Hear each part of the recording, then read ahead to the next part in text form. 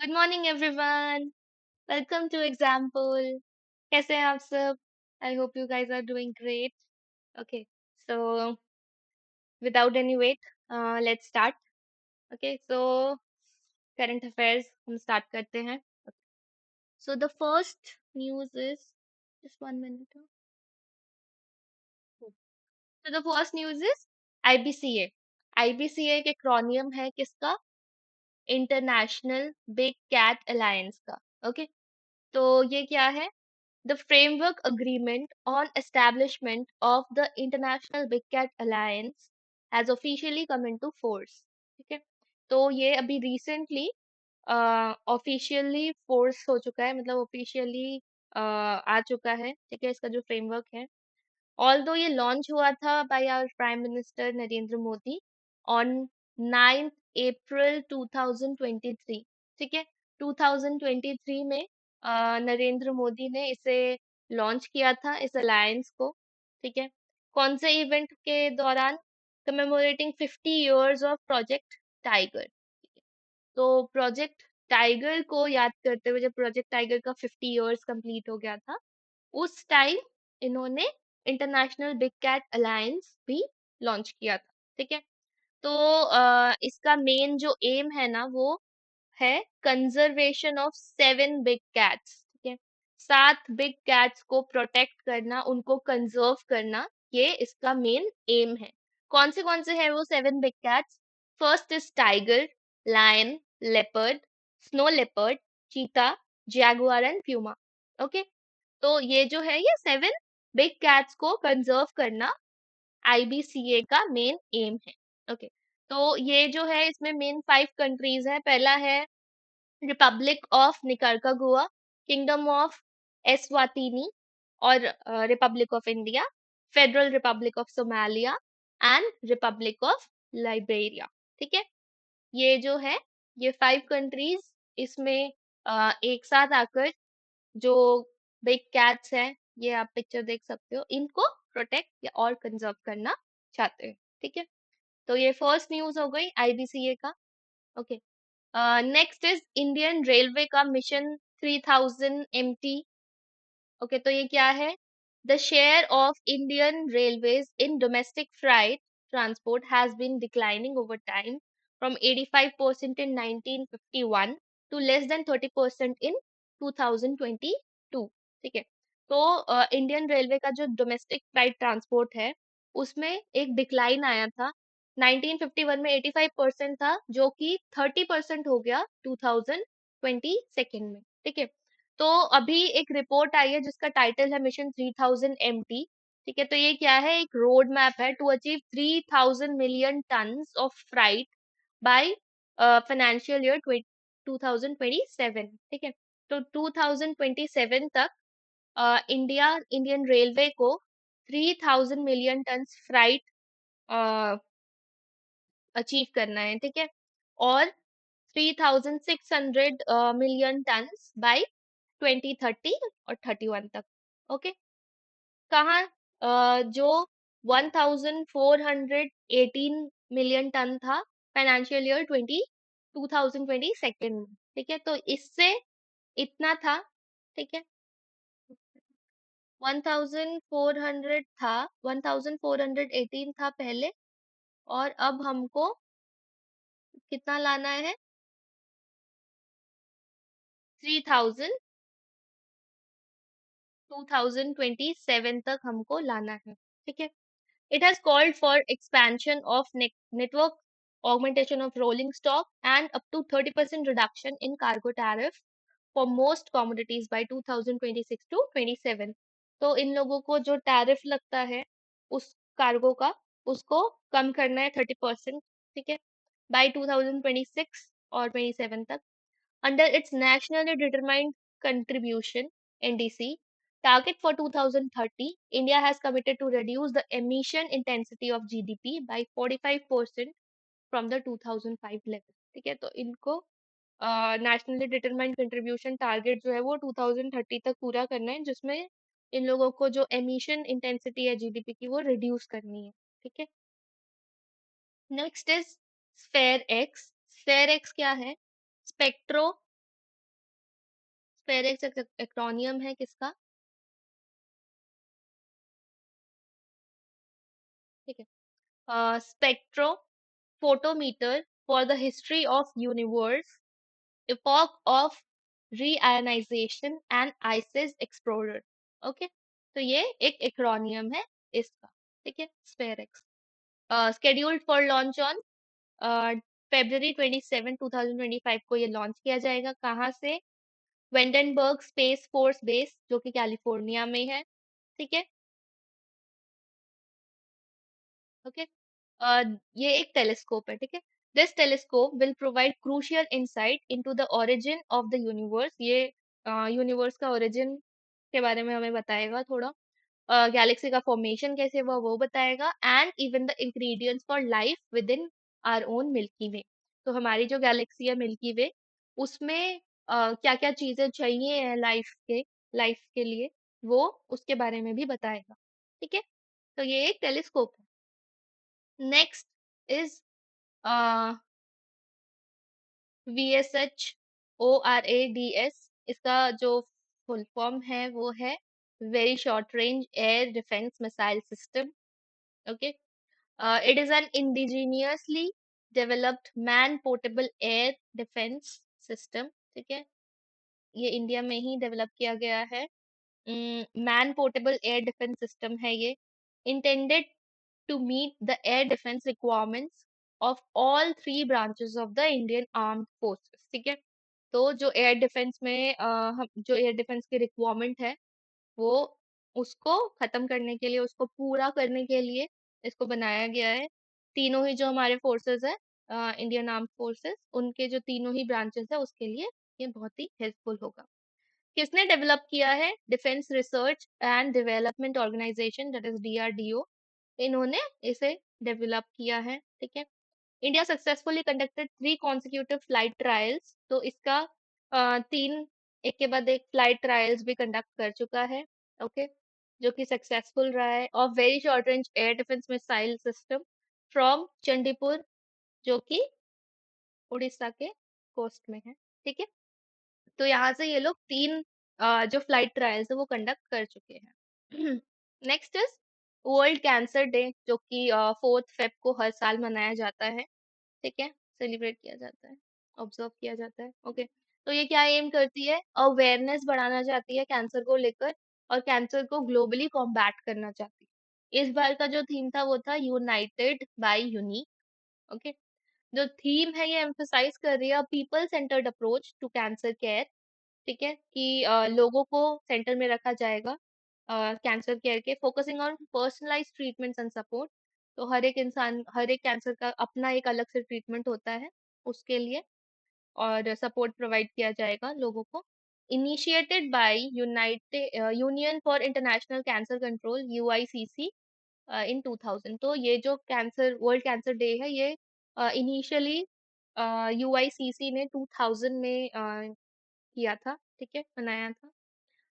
Every year the day is observed with a special theme. हर साल एक नया थीम को ऑब्जर्व किया, नए थीम के साथ ऑब्जर्व किया जाता है। Aim that eradicating the disease along with having a better reach.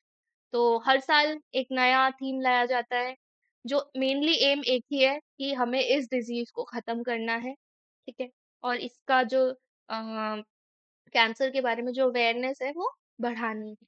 ठीक है, न्यूक्लियर एनर्जी मिशन। तो India's Finance Minister Nirmala Sitharaman, introducing the Union Budget for 2025, announced the creation of a new nuclear energy mission for Viksit Bharat।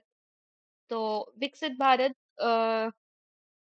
जब अभी recently हमारे जो FM है निर्मला सीतारमन, उन्होंने जब यूनियन बजट अनाउंस किया था, इंट्रोड्यूस किया था, तब उन्होंने ये न्यूक्लियर एनर्जी मिशन के बारे में भी बताया है, एक नया मिशन क्रिएट किया है।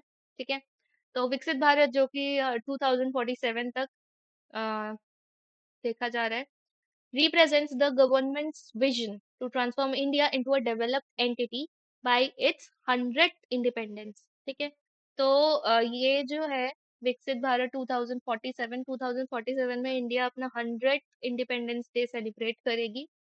तो ये जो उनकी स्कीम है, ये चाहती है कि इंडिया को पूरी तरह से ट्रांसफॉर्म और डेवलप करना चाहती है, एक डेवलप एंटिटी बनाना चाहती है, एक डेवलप नेशन बनाना चाहती है इसके 100 इंडिपेंडेंस डे तक। ठीक है।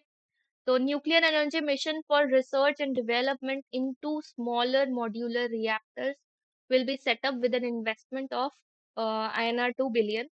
ठीक है। तो न्यूक्लियर एनर्जी मिशन के लिए ही स्मॉल मॉड्यूलर रिएक्टर्स जो SMRs हैं वो सेटअप किए जाएंगे, जिसमें 2 बिलियन इंडियन रुपीस का इन्वेस्टमेंट किया जाएगा.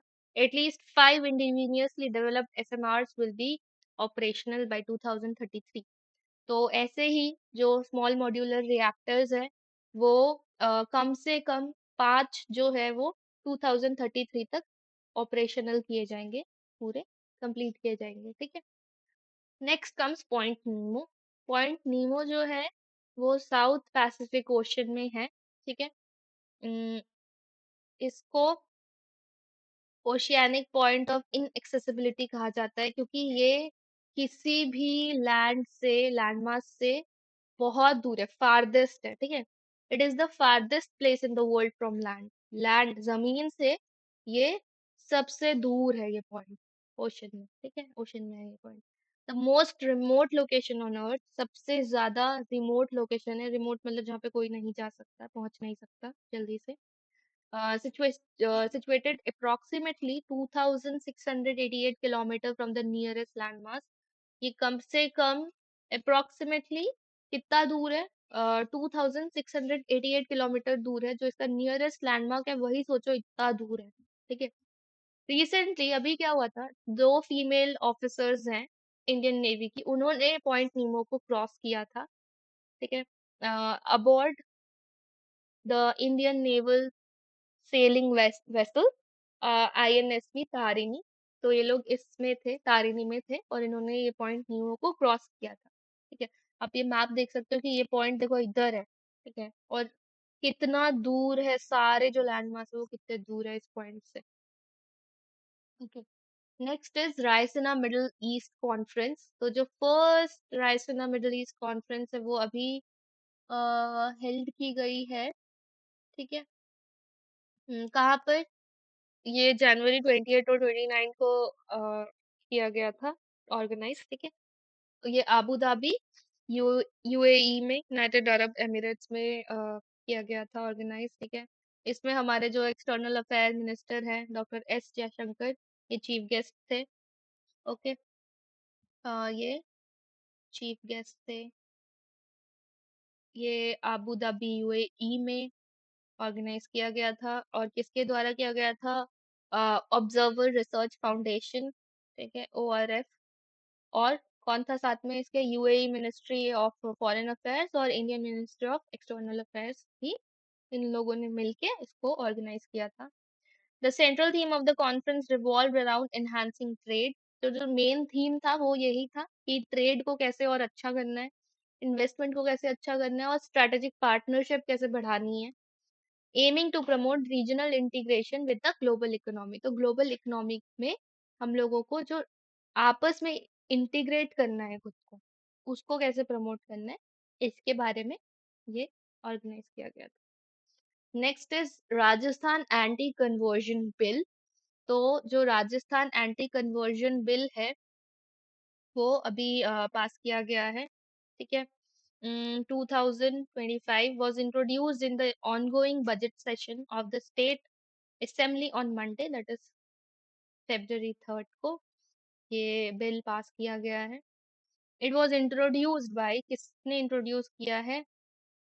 हेल्थ मिनिस्टर गजेंद्र सिंह खिमसर ने. And will be passed by the house following a debate during the session. Religious conversion. तो ये बिल जो है ये मेनली इसलिए किया गया है कि जो रिलीजियन में हम लोग कन्वर्ट करते हैं ना, काफी बार ऐसा होता है, तो उसके लिए किया गया है ये बिल पास, कि अनलॉफुल कन्वर्जन नहीं होने चाहिए. Religious conversion by misrepresentation, force, जबरदस्ती, अनडूइंग इन्फ्लुएंस. ठीक है, undue influence, coercion, allurement, or by any fraudulent means or by marriage has been made an offense in the bill. तो इस bill में किसी भी अनलॉफुल एक्ट के साथ अगर आप किसी इंसान का रिलीजियन कन्वर्ट कराते हो तो वो ऑफेंस माना जाएगा, ठीक है। The bill provisions imprisonment for a term not less than 1 year. इसमें आपको इम्प्रिजनमेंट हो सकती है मोर देन, मतलब एक, कम से कम 1 साल, but it may extend to 5 years. 1 साल से लेके 5 साल तक का भी हो सकता है, प्लस आपको फाइन देना पड़ेगा 15,000। Okay. Next is Bharat cancer genome Atlas. तो इसमें क्या है, ये किसने लॉन्च किया है, किसके द्वारा बनाया गया है? The Indian institute of technology Madras launches India's first, India का पहला होगा ये cancer genome Atlas for early breast cancer detection, ठीक है। तो ये ब्रेस्ट कैंसर डिटेक्शन के लिए ये भारत कैंसर जीनोम एटलस बनाया गया है, ठीक है। ये आईआईटी मद्रास ने बनाया है। ओके।